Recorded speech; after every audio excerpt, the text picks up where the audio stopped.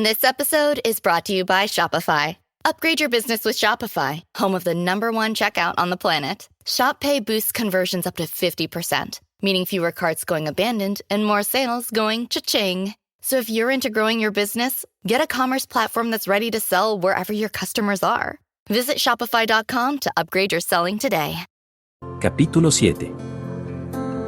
El pecado imperdonable. Un importante punto crucial en el trato público de Jesús con los líderes judíos debe mencionarse.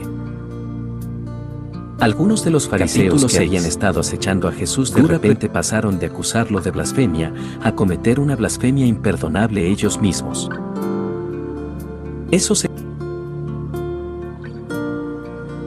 Capítulo 7. El pecado imperdonable. Un importante punto crucial en el trato público de Jesús con los líderes judíos debe mencionarse.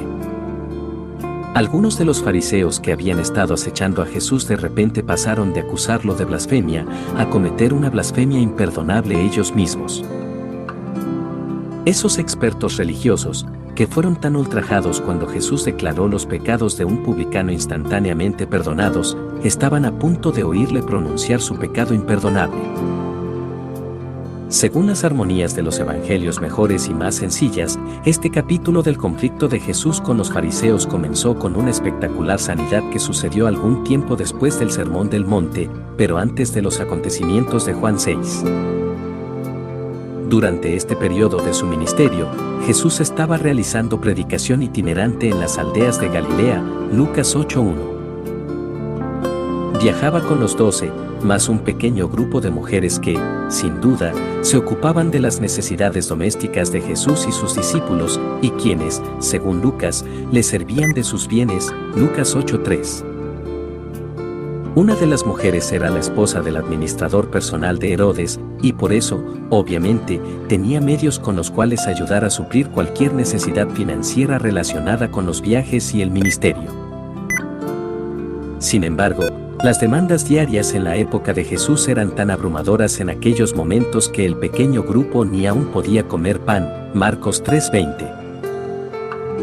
Durante esa fase de su ministerio, Jesús tuvo un importante altercado con un grupo de fariseos cuyo antagonismo hacia él literalmente no conocía límites. Estaban tan decididos a desacreditarlo que cometieron un acto de tremenda blasfemia contra el Espíritu de Dios y, así, sellaron su destino con absoluta finalidad. La condena de Jesús de su blasfemia destaca como una de las advertencias más escalofriantes de toda la Escritura. Mateo relata el incidente y su secuela inmediatamente después de describir la sanidad del hombre de la mano seca. Los dos acontecimientos sin duda sucedieron en rápida sucesión, separados, quizá, por unos pocos días como mucho. Por tanto, los fariseos aún estaban furiosos por la supuesta violación de Jesús de sus reglas del día de reposo.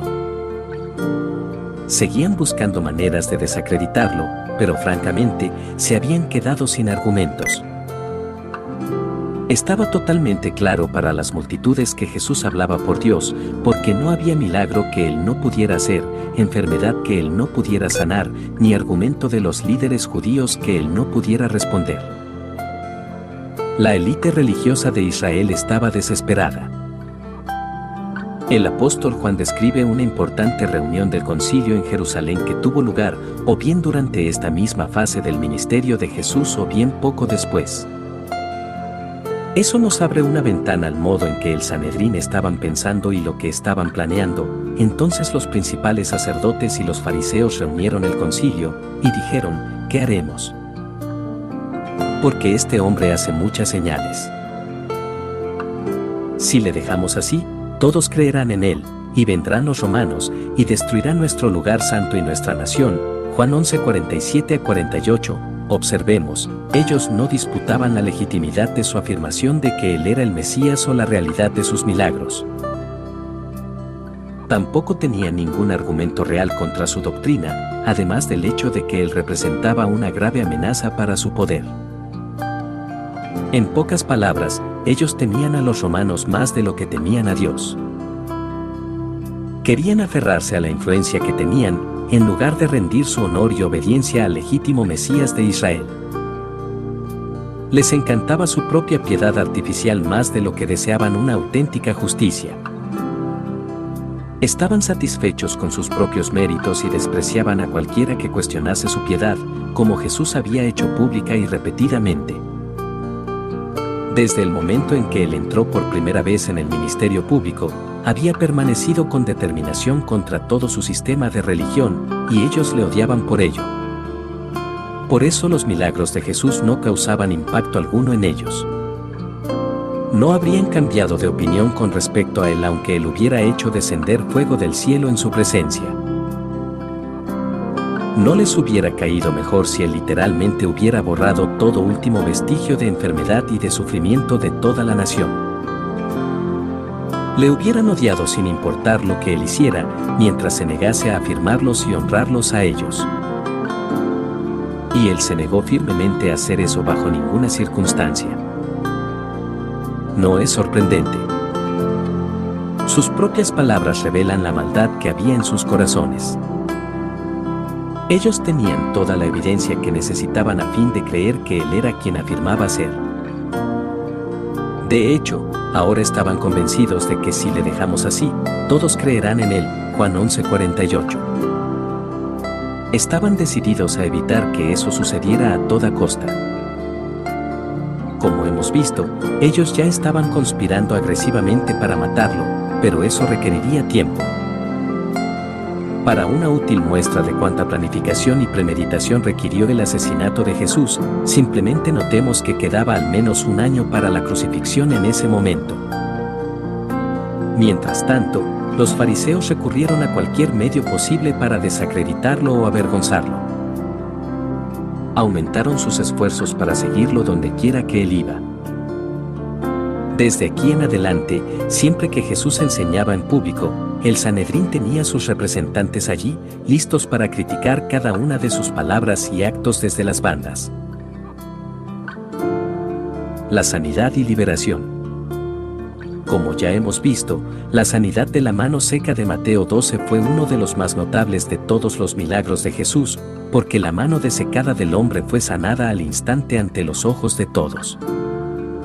Esa sanidad, que examinamos según el relato de Lucas, llenó de furia a los fariseos, Lucas 6:11. Así, se convirtió en el incidente que provocó su determinación de matarlo. En palabras de Mateo, y salidos los fariseos, tuvieron consejo contra Jesús para destruirle, Mateo 12:14. El relato inmediatamente siguiente en la narrativa de Mateo describe otra sanidad. Una vez más es el tipo de sanidad que implica un milagro indisputable. Entonces fue traído a él un endemoniado, ciego y mudo, y le sanó, de tal manera que el ciego y mudo veía y hablaba. El milagro fue instantáneo, total y triunfante en múltiples niveles. Las discapacidades físicas del hombre fueron sanadas al instante y fue liberado de la atadura demoníaca enseguida. Mateo dice que multitudes fueron testigos del milagro. Still getting around to that fix on your car? You got this. On eBay, you'll find millions of parts, guaranteed to fit. Doesn't matter if it's a major engine repair or your first time swapping your windshield wipers. eBay has that part you need, ready to click perfectly into place. For changes big and small. Loud or quiet. Find all the parts you need at prices you'll love. Guaranteed to fit every time. But you already know that. eBay. Things, people, love. Eligible items only. Exclusions apply.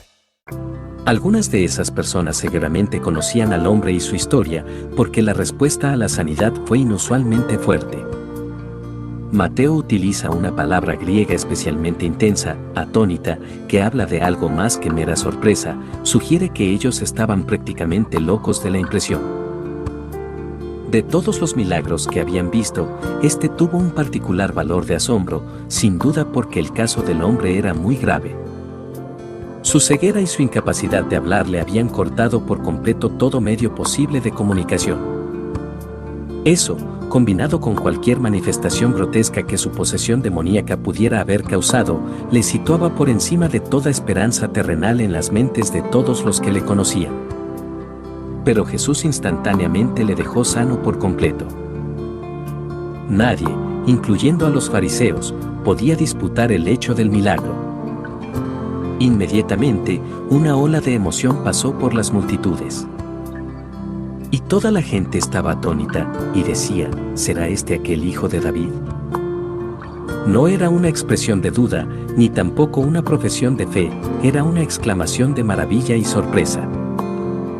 El milagro, además de todo lo demás que habían visto y oído de Jesús, les tenía pensando seriamente en la posibilidad de que él ciertamente pudiera ser el Mesías prometido. Él no encajaba en sus expectativas en la mayor parte de los aspectos, porque ellos esperaban que el Mesías apareciera en escena como héroe conquistador y glorioso rey, y no como un simple hijo de carpintero, de una familia que vivía en medio de ellos. Pero no podían ver tantos milagros dramáticos sin comenzar a preguntarse si Jesús era ciertamente aquel. La blasfemia. Al oír surgir esa charla entre las multitudes, los fariseos reaccionaron rápidamente, con la más fuerte denuncia de Jesús que posiblemente pudieron expresar: «Este no echa fuera los demonios sino por Belcebú, príncipe de los demonios».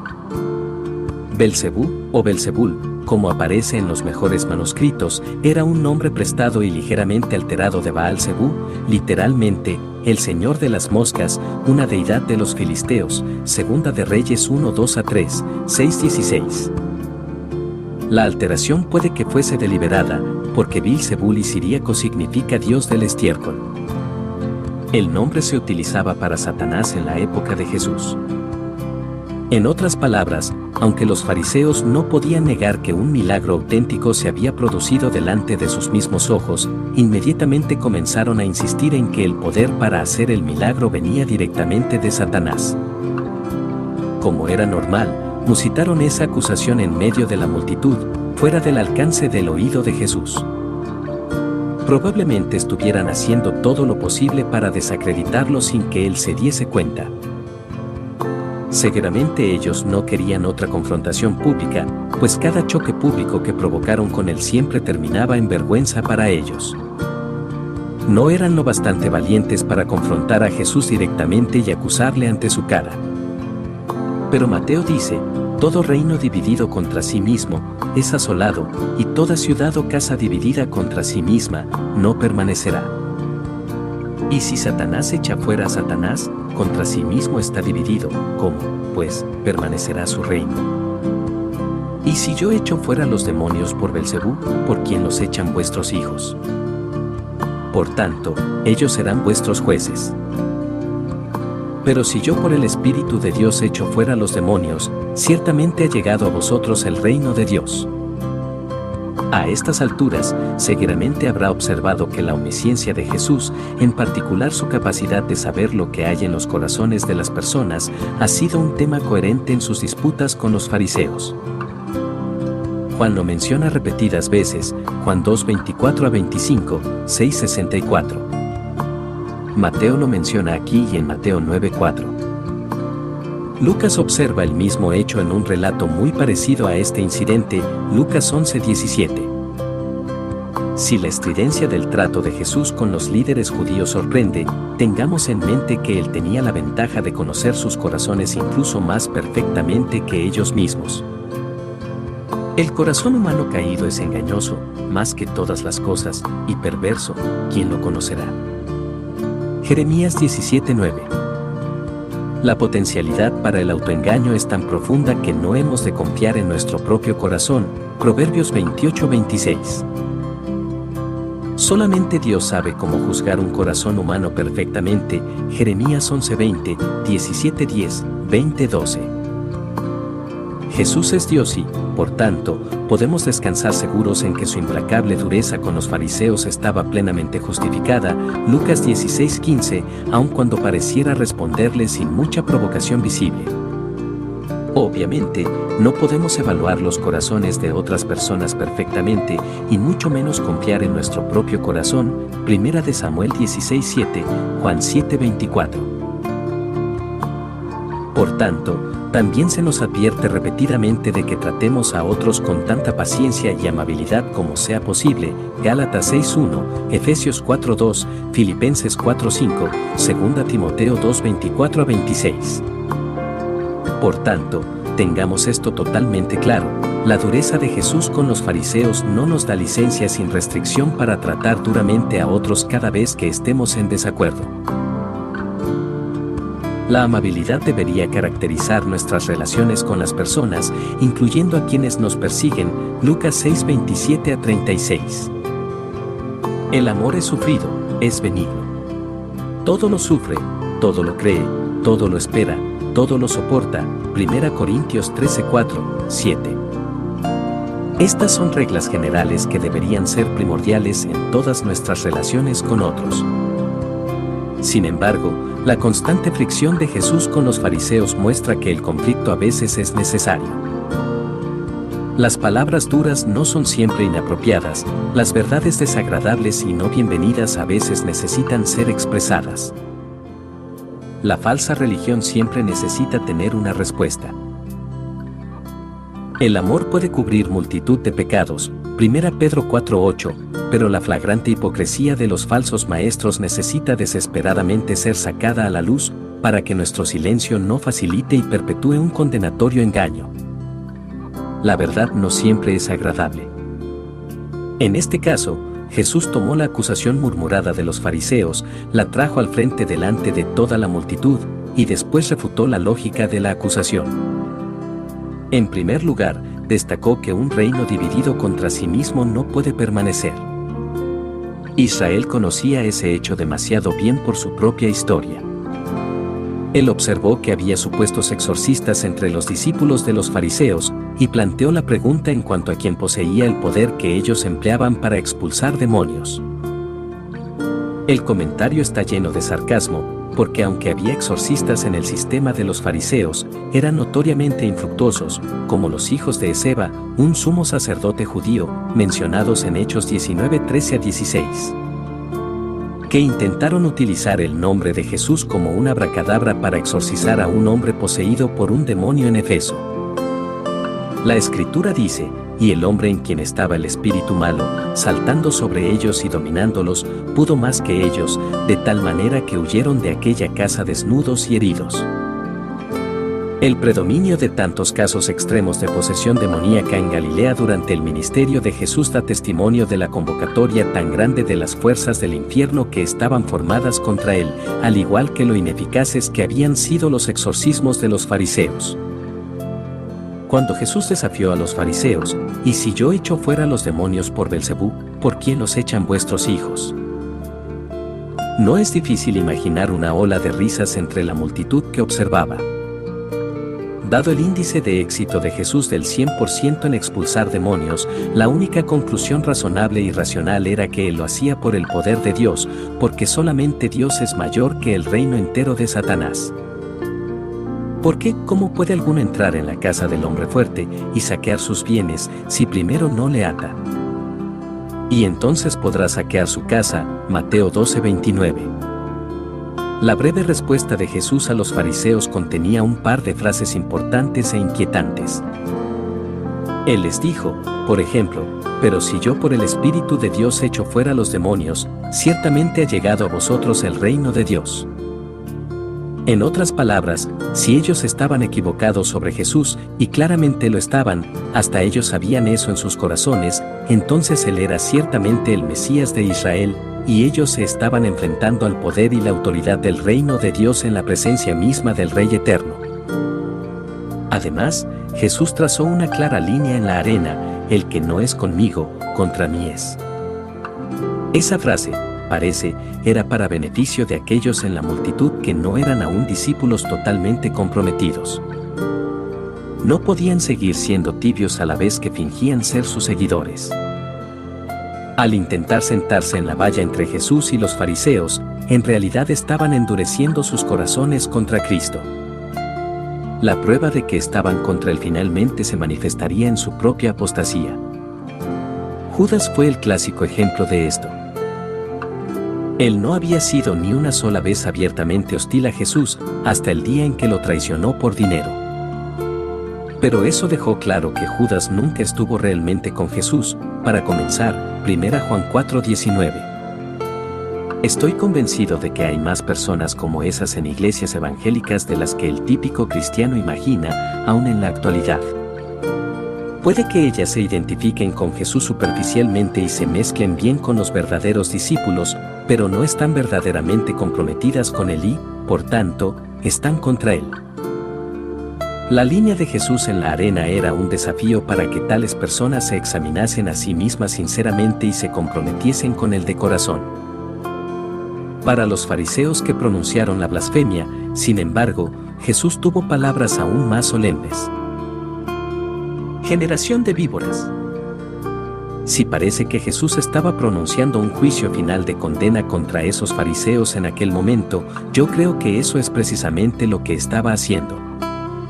Al haber demostrado la profunda irracionalidad e irresponsabilidad de su acusación, añadió: por tanto os digo, todo pecado y blasfemia será perdonado a los hombres, mas la blasfemia contra el Espíritu no les será perdonada. A cualquiera que dijere alguna palabra contra el Hijo del Hombre, le será perdonado, pero al que hable contra el Espíritu Santo, no le será perdonado, ni en este siglo ni en el venidero. Marcos registra la misma frase con palabras ligeramente distintas: de cierto os digo que todos los pecados serán perdonados a los hijos de los hombres, y las blasfemias cualesquiera que sean, pero cualquiera que blasfeme contra el Espíritu Santo, no tiene jamás perdón, sino que es reo de juicio eterno. Marcos 3, 28 a 29. Marcos añade, sin embargo, este comentario editorial, porque ellos habían dicho: tiene espíritu inmundo. Así, Marcos deja claro que las palabras de Jesús sobre el pecado imperdonable fueron su respuesta a la blasfemia de los fariseos. ¿Cuál es el pecado imperdonable? ¿Qué quiere decir Jesús cuando habla de la blasfemia contra el Espíritu Santo? El contexto, como siempre, nos da una respuesta clara. Es precisamente la blasfemia que aquellos hombres acababan de pronunciar. La ira divina que provocó esas palabras de juicio es evidente en la forma en que Él les habló: generación de víboras. ¿Cómo podéis hablar lo bueno, siendo malos? Porque de la abundancia del corazón habla la boca. Mateo 12:34. El fruto de sus propias palabras demostraba su verdadero carácter. Su condena era justa. Perdón y lo imperdonable. Las personas con frecuencia se inquietan por la idea de que haya tal cosa como pecado imperdonable. Algunos se preocupan por si pudieran haberlo cometido inconscientemente. Otros, observando que Jesús no desarrolló mucho cuál es la naturaleza del pecado, intentan todo tipo de ejercicios hermenéuticos para definirlo del modo más preciso. Algunos tienen dificultad para reconciliar la idea de pecado imperdonable con la doctrina de la justificación por la fe y terminan con una idea torcida de cómo funciona la salvación. Si es posible cometer una blasfemia que nunca puede ser perdonada, razonan ellos, entonces debe de ser posible que los cristianos cometan el pecado y pierdan su salvación. Todas esas preocupaciones y malentendidos se responden con facilidad, si mantenemos a la vista el contexto de este pasaje. Aquellos fariseos eran culpables de pecado imperdonable porque a sabiendas, no por ignorancia o por accidente, sino deliberadamente, descartaron la obra de Jesús considerándola una obra del diablo. Además, su rechazo de Cristo fue una plena, final y definitiva renuncia a Cristo y a todo lo que Él defendía. Contrastemos su pecado con el de Pedro, quien más adelante negó conocer a Cristo y puntuó sus negativas con malas palabras y maldiciones. Pero Pedro halló perdón de su pecado. Si pensamos con atención en lo que estaba sucediendo aquí y lo que Jesús dijo realmente, la idea de pecado imperdonable no es en realidad tan misteriosa. Notemos, en primer lugar, que este pasaje y sus referencias cruzadas, Marcos 3:28 a 29, Lucas 12:10, son los únicos lugares donde la Escritura menciona el pecado imperdonable. Hebreos 6:4 a 6 y 10:26 describe un tipo de apostasía deliberada para la cual no hay remedio, y 1 Juan 5:16 menciona pecado de muerte. Pero el pecado de muerte se entiende mejor como un pecado que da como resultado la muerte física. No es un pecado concreto, sino cualquier pecado cuya consecuencia directa sea la muerte, incluyendo pecados que Dios juzga con la muerte. 1 Corintios 11:30. Los pasajes en Hebreos 6 y 10 describen un alejamiento deliberado de la verdad. Es muy similar a la blasfemia que esos fariseos cometieron, y ciertamente puede haber una relación legítima entre estos pasajes y el pecado imperdonable. Pero el énfasis en Hebreos está en la imposibilidad del arrepentimiento y no en que sea imposible obtener perdón.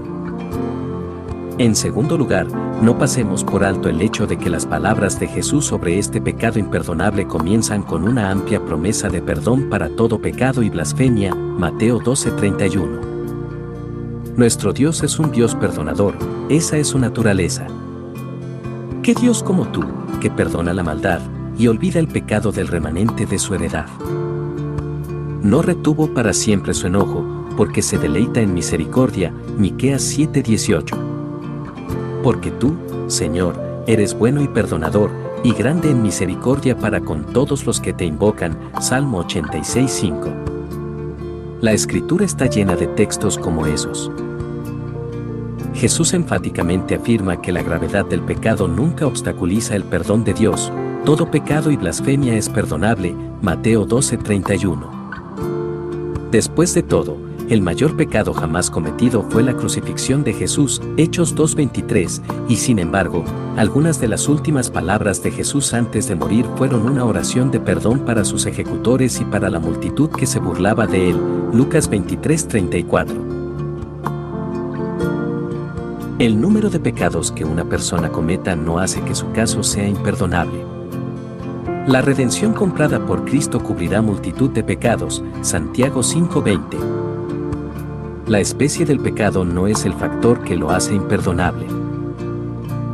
Si confesamos nuestros pecados, Él es fiel y justo para perdonar nuestros pecados y limpiarnos de toda maldad, 1 Juan 1:9. A lo largo del curso de su ministerio, Jesús perdonó todo tipo concebible y categoría de maldad. Incluso mientras colgaba de la cruz, Él otorgó pleno e inmediato perdón a un ladrón que había vivido una vida llena de pecado, porque el hombre estaba verdaderamente arrepentido. Aquí, entonces, estaba el problema con los fariseos. Su odio por Jesús era firme y totalmente inamovible. Ellos nunca se arrepentirían, y su blasfemia sencillamente demostraba más allá de toda duda lo inexorablemente endurecidos que se habían vuelto sus corazones. Ante un milagro que dejó atónitos y sorprendidos a todos los que lo vieron. Ellos solo estaban preocupados por cómo desacreditar a Cristo, no solo estaban sus corazones permanentemente endurecidos contra Cristo, ellos estaban totalmente resueltos a hacer todo lo posible por poner en contra de Él a tantas personas como pudieran. Su odio hacia Él estaba impulsado por intenciones asesinas y ahora estaba agravado con la blasfemia definitiva. El lenguaje que Jesús utilizó, pecado y blasfemia, claramente sitúa a la blasfemia aparte de todos los demás pecados, significando que cualquier blasfemia es peor que otros pecados. Eso se debe a que es un pecado directamente contra Dios, sin ningún otro motivo que el de deshonrarlo. La mayoría de pecados están, al menos en parte, motivados por deseos de placer, dinero, excesos u otros motivos complejos.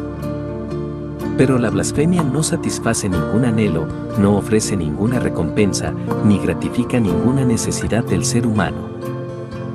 De todos los pecados, este es pura y simplemente un acto de desafío contra Dios. Por eso en cualquier taxonomía bíblica de malas obras, la blasfemia es peor que hasta el asesinato y el adulterio. Sin embargo, Jesús expresamente afirma que incluso los actos de blasfemia son perdonables cuando el blasfemo se arrepiente. Notemos que Él se refiere al pecado imperdonable como la blasfemia contra el Espíritu, Mateo 12:31, énfasis añadido. El artículo definido es importante. Jesús hablaba claramente sobre un acto particular de blasfemia, la expresión de blasfemia definitiva, conclusiva, manifiesta que se eleva por encima de toda otra forma de blasfemia. Él no estaba sugiriendo que un lapsus al invocar el nombre del Espíritu Santo en un juramento blasfemo sea automáticamente imperdonable. Algunas personas luchan con el error de que si cuestionan cualquiera de los diversos fenómenos que la gente afirma que son manifestaciones del poder del Espíritu Santo en la actualidad, se arriesgan a cometer un pecado imperdonable. Y así, su temor aplasta el discernimiento. Eso no es, en absoluto, lo que Jesús estaba diciendo aquí. Él no estaba nombrando una amplia categoría de ofensas y declarándolas a todas imperdonables, estaba tratando con una manifestación muy concreta de flagrante blasfemia, y esa es la que él dijo que era imperdonable. Era el pecado de aquellos fariseos, cerrar el corazón permanentemente contra Cristo aun después de que el Espíritu Santo haya traído plena convicción de la verdad. De hecho, Jesús cerró la puerta del cielo contra aquellos fariseos que tan profunda y deliberadamente habían cerrado sus corazones a Él. ¿Por qué caracterizó Él su pecado como blasfema contra el Espíritu Santo? Porque los milagros de Jesús fueron hechos en el poder del Espíritu Santo. Incluso los fariseos sabían eso en sus corazones. Y, sin embargo, ellos afirmaban que Él operaba en el poder de Satanás. De hecho, ellos estaban llamando diablo al Espíritu Santo y dando mérito al diablo de lo que el Espíritu de Dios había hecho. Pero lo que hizo imperdonable a este pecado en particular fue su finalidad. Fue deliberado. Fue una expresión de incredulidad fría y decidida. Aquellos fariseos habían visto, de cerca, más evidencia de la que posiblemente pudieran necesitar nunca de que Jesús era Dios encarnado. Y, aún así, continuaban pidiendo más señales dramáticas. De hecho, justamente después de que Jesús les advirtiera del peligro del pecado imperdonable, ellos demandaron otra señal, sugiriendo que querían ver una señal de proporciones cósmicas, una señal del cielo en palabras de Lucas 11:16. El hecho es que sus corazones ya estaban decididos. Ellos nunca creerían, a pesar de lo que Jesús hiciera o dijera. Por tanto, su pecado era imperdonable. El Espíritu Santo ya había abierto sus ojos para ver la verdad y había convencido sus corazones de su propia culpabilidad, y aún así ellos persistían en una fría incredulidad. Eso es lo que convertía a esta blasfemia particular contra el Espíritu Santo en más malvada y más personalmente deshonrosa para Dios que cualquier blasfemia casual que ellos pudieran haber pronunciado nunca contra Jesús mismo. Inmediatamente después de aquel día, Jesús comenzó a enseñar en parábolas. Desde ese día en adelante, cuando él enseñaba en lugares públicos, todo esto habló Jesús por parábolas a la gente, y sin parábolas no les hablaba. Eso era, en parte, una expresión de juicio contra la dureza de corazón de los fariseos. Citando Isaías 6:9-10 y 44:18, Jesús explicó a sus discípulos la razón de las parábolas: a vosotros os es dado saber el misterio del reino de Dios, mas a los que están fuera, por parábolas todas las cosas, para que viendo, vean y no perciban, y oyendo, oigan y no entiendan, para que no se conviertan, y les sean perdonados los pecados. Marcos 4:11-12.